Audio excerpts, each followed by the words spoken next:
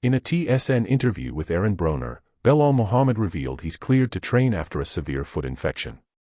He discussed his return, aiming to avoid fighting during Ramadan but open to competing if necessary.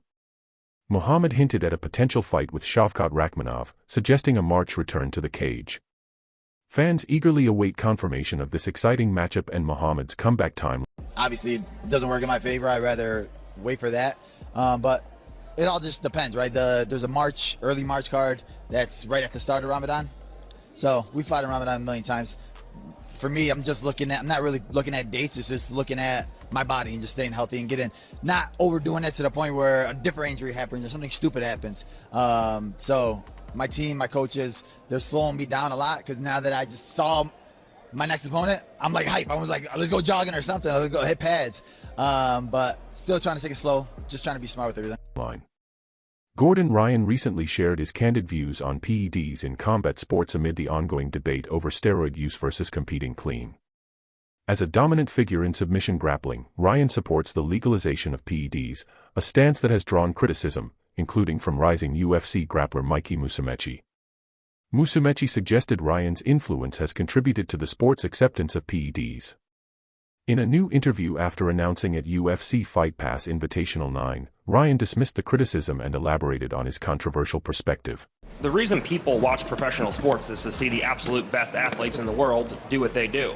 And when you take performance enhancers, it makes you a better athlete. So I just think that across the board, that if people want to see the best athletes are the people on PEDs. Steroid testing is a multi-million-dollar organization. But the money that goes into beating steroid tests is a multi-billion-dollar organization. Like when you have people competing at the Olympics, you have scientists hired by the country of Russia, by the country of China, by the country of the United States to go out and to beat these tests. So all that PED testing really does, in my opinion, is it makes it so that the people with the good teams and doctors can afford to beat the tests, and then the guys who are up and coming, who are just, at some obscure gym in Kentucky who are trying to make their way up, those guys can't beat the test, and they have to compete natural. So all you're doing is that you're making so that the guys on top can still afford to beat the tests, and the guys on bottom can't afford to beat the tests. So then you have natural guys competing against juice guys anyways, whereas if they're legal, then everybody can just take as many steroids as they want, and, if it's really against your moral code or whatever the case is to take steroids, then do it natural. I have no problem with that. After defeating Con Gracie with a brutal third-round knockout at UFC 310, Bryce Mitchell used the post-fight press conference to criticize Elon Musk. Mitchell accused Musk of wasting money on rockets, suggesting those resources should be used to help people in need instead of pursuing space exploration. Well, I think that time will prove me correct. Time will always reveal someone's true character, and if you put that man in a position of power, his true character will be revealed. And let's just put it this way. He has all the money in this country. He's the wealthiest man in the country, and he wasted on fucking rockets, man. Think about it, dude. He could actually help people with that money, but he don't give a shit about you. He's got all the money in the world to help you. It'd be a penny to him, and you would never have to work again. He don't give a shit about you, though. He wants to waste it on rockets and waste it on all these cars that suck.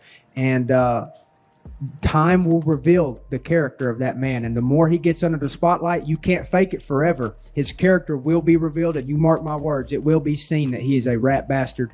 And, if I had all that money, I would like to think I would help people more than he does. Dana White recently addressed Patricio Pitbull's frustrations with the PFL during the UFC 310 post-fight press conference.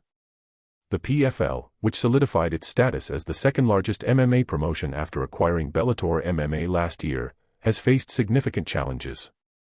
The cancellation of several Bellator events and difficulties keeping top fighters active have sparked criticism from stars like Patricio Pitbull, Patchy Mix, Chris Cyborg, and Gegard Mousasi.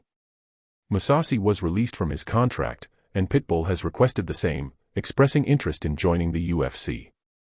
White didn't hold back, painting a bleak picture of the PFL's future and its struggles to maintain momentum despite its ambitions. Patricio Pitbull said earlier this week that he wants to leave the PFL and he would like to sign with the UFC. Is he someone you'd like to see on the roster? Who said that? Patricio Pitbull. Oh, Pitbull. Listen, the last couple months we've been talking a lot about the PFL.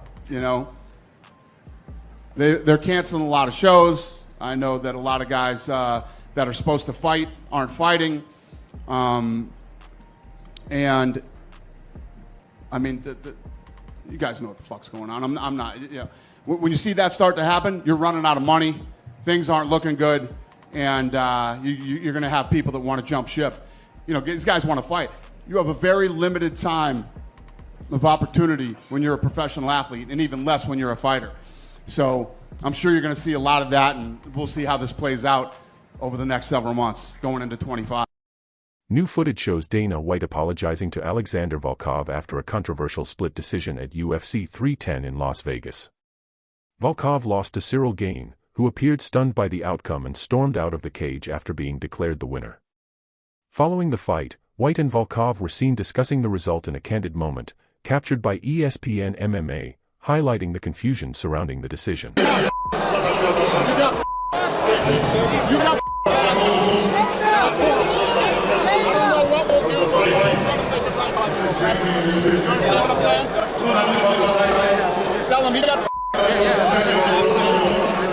I don't know what we'll do, but we'll try to make it right. I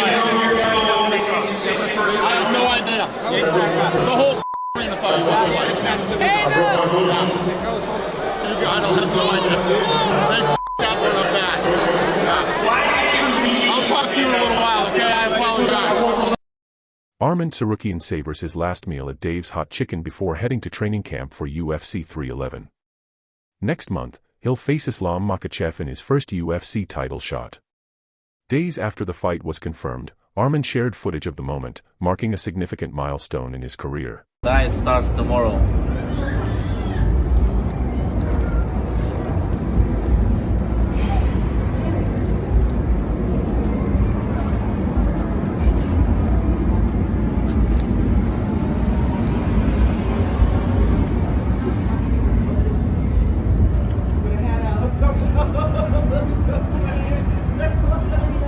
At UFC 310, a tense altercation broke out involving Merab Dvalishvili, who was in Aljamain Sterling's corner. The incident began when Denis Bazukja, a teammate, clashed with a fan. Merab quickly stepped in to support Bazukja but was restrained by security before things escalated. After the situation cooled down, Merab suggested a possible link between the fan and Umar Nurmagomedov's team, noting the fan was later seen with Umar and Islam Makhachev. Merab has since shared a video explaining his perspective, shedding light on the incident and defending his actions during the heated moment. Exposing the guy who grabs Merab's arm physically and insults him is not just a fan but teammate and friend of Umar and Dagestanis. You can see Merab walking filming his friend Aljo when Guy grabs his arm and starts insulting him with phone in his hand.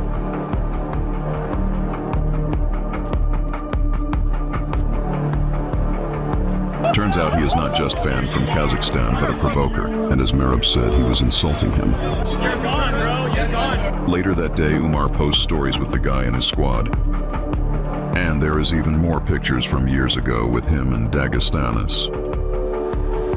Media says Merab got into with a fan, and the guy himself says Merab said something about Shavkat, while Kazakhstan media promoted it like Merab disrespected Shavkat, and the guy is hero. But obviously, this is not coincidence. Merab is good with Shavkat, and all this happened in 15 seconds. This was just Dagestani's dirty trick and provocation.